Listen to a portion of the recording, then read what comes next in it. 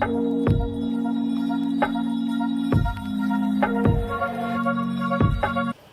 guys, in this video let's learn about the cubital fossa. The cubital fossa in Latin it's called as cubitus, meaning elbow. It is a triangular hollow situated on the front of the elbow. It is homologous to popliteal fossa of the lower limb.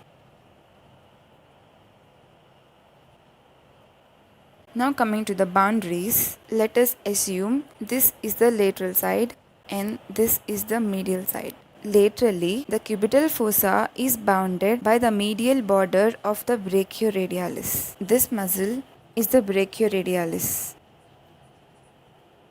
Medially, the cubital fossa is bounded by the lateral border of the pronata teres. Medial boundary and the lateral boundary. The apex is directed downwards and is formed by the area where the brachioradialis and the pronata teres muscle crosses. So this is the apex. Coming to the floor, the muscles forming the floor are brachialis and this is the supinator. So the floor is formed by the brachialis and the supinator surrounding the upper part of the radius. This is the floor. This one is the anterior view and this is the cross-sectional view. Here you can see the ulna. This is the radius. This is the radial tuberosity and this muscle is the brachialis and this is the supinator. Coming to the roof of the cubital fossa is formed by skin, superficial fascia. The superficial fascia contains median cubital vein that joins the cephalic and basilic vein, a lateral cutaneous nerve of the forearm, and the roof contains deep fascia and the bicipital aponeurosis. The cubital fossa is a narrow fossa. Coming to the contents are remembered by a mnemonic MBBR as like of MBBS. From the medial to lateral side, so this is the medial side and the lateral side.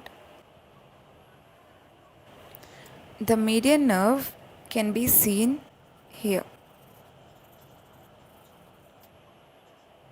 The medial most component is the median nerve.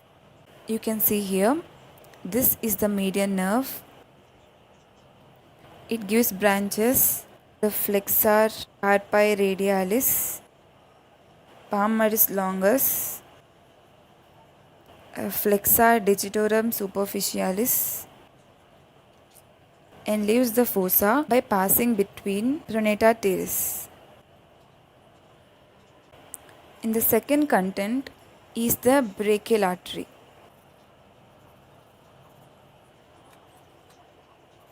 Brachial artery. The brachial artery in the cubital fossa terminates into the ulnar artery and the radial artery. This is the ulnar artery and this is the radial artery. The radial artery is the smaller one and it is more superficial than the ulnar artery. The radial artery gives a recurrent branch and the ulnar artery goes deep to the medial side to the both heads of pronata teres and is separated from the median nerve. The radial artery gives a recurrent branch. The ulnar artery gives an anterior ulnar recurrent, posterior ulnar recurrent and a common intraosseous branch.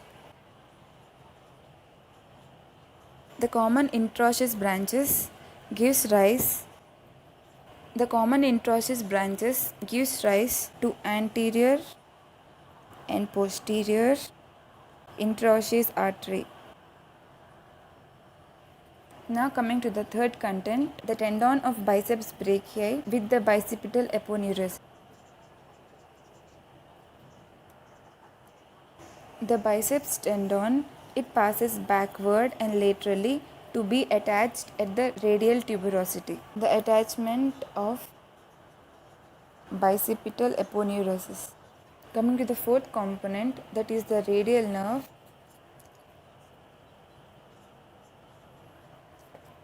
This is the radial nerve.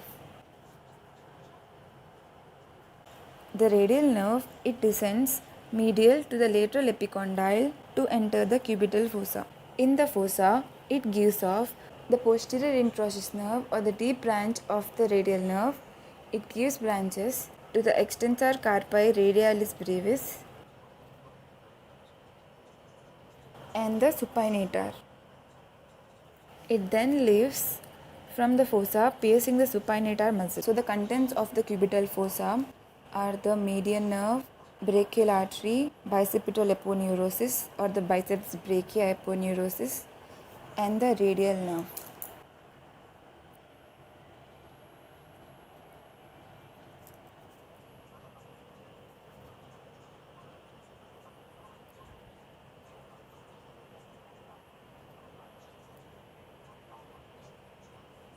So remember the mnemonics MBBR. Now coming to the clinical correlation.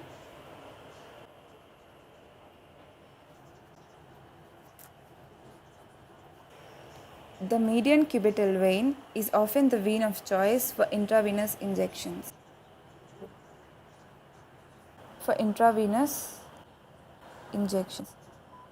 The blood pressure is universally recorded by the auscultation of brachial artery in front of the elbow. Brachial artery. The anatomy of cubital fossa is useful while in dealing with the fractures around the elbow, like the supracondylar fracture of the humerus. So guys, this is all about the cubital fossa. Remember the mnemonics MBBR for the contents. If you like this video, please subscribe to my channel and you can suggest the topics on which I can make the videos.